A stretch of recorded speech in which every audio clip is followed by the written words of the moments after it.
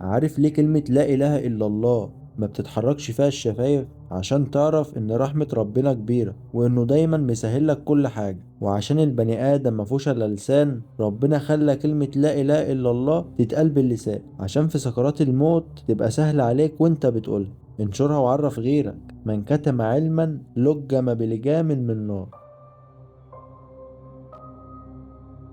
ليه بنقول الله أكبر في الصلاة؟ ليه مش الله أعظم، الله أعز، الله أكرم؟ اشمعنى الله أكبر يعني؟ عشان ربنا عارف إن الإنسان دايما مشغول بالدنيا، فبيقول له سيبك بقى من الدنيا ومن الفلوس ومن العيال ومن الزوجة ومن العربيات.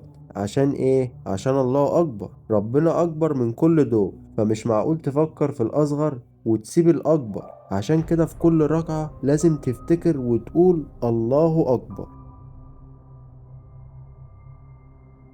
عارف سيدنا داود قال لربنا ايه؟ قال له: يا رب انا سمعت ان كفة الميزان قد السماوات والارض، كفة ميزان واحدة قد السماء والارض؟ فربنا قال له: نعم يا داود. قال له: طب ومين اللي يقدر يملاها حسنات؟ ربنا قال له: يا داود انا املاها للعبد حسنات لو تصدق بتمرة واحدة لوجه الله. فيا ريتني تصدق كتير، يمكن تكون الصدقة دي سبب في دخولك الجنة.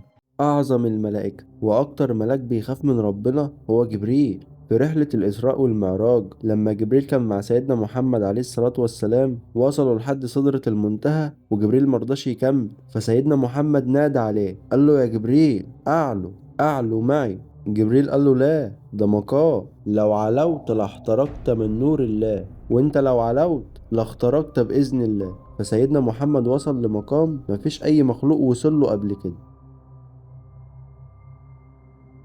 هو إبليس بيوسوس بنفسه ولا بيعمل إيه؟ إبليس عرشه على المية، وده تكبر منه وتشبه بربنا. بيبعت جنوده للبشر عشان يخلوهم يقعوا في المعاصي، وبيرجعوا يقولوا لإبليس على اللي عملوه. اللي يقول له: أنا خليت واحد يشرب خمرة، فإبليس يقول له: ما هيتوب. واللي يقول له: خليت واحد يسيب الصلاة، إبليس يقول له: ما هو يصلي. اللي يقول له: أنا خليت واحد يكذب، إبليس يقول له: ما هو يستغفر. لحد ما واحد من الشياطين يجي ويقول له: أنا فرقت بين واحد ومراته، فإبليس يقول له: تعالى اقعد جنبي، ويقول له: أنت كده أحسن واحد النهاردة. وأكتر حاجة بتفرح إبليس إنه يفرق بين اتنين.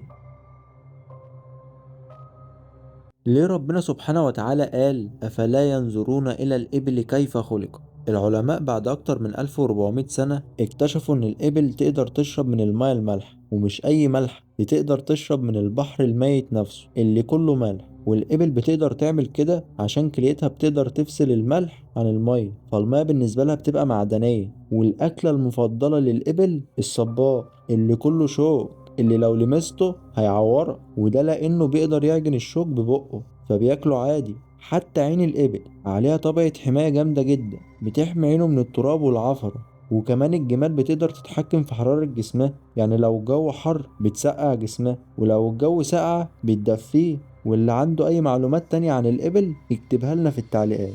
هدف إبليس الرئيسي هو الشرك بالله. من يشرك بالله فقد حرم الله عليه الجنة ومأواه النار. لكن الشيطان ذكي جدا، ممكن يوسوس لك عن طريق إيمانك نفسه. انت تعرف ان اول 3 هيتحدفوا في النار هو واحد حافظ كتاب ربنا وعلمه للناس، وواحد بينفق فلوسه كلها، وواحد جاهد في سبيل الله. طب ازاي حافظ كتاب ربنا وبيعلمه للناس ودخل النار؟ عشان ابليس دخله من ايمانه ووسوس له انه ادام حافظ القرآن طب ما تعلمه للناس، عشان الناس كلها تقول ان انت اللي علمته لهم. وهنا النية ما بقتش لله، بقت للنفس، فبقى في النار. ولو عاوز تحارب ابليس لازم تعرف معلومات عنه، سلاحك معاه انك تعرف نواياه.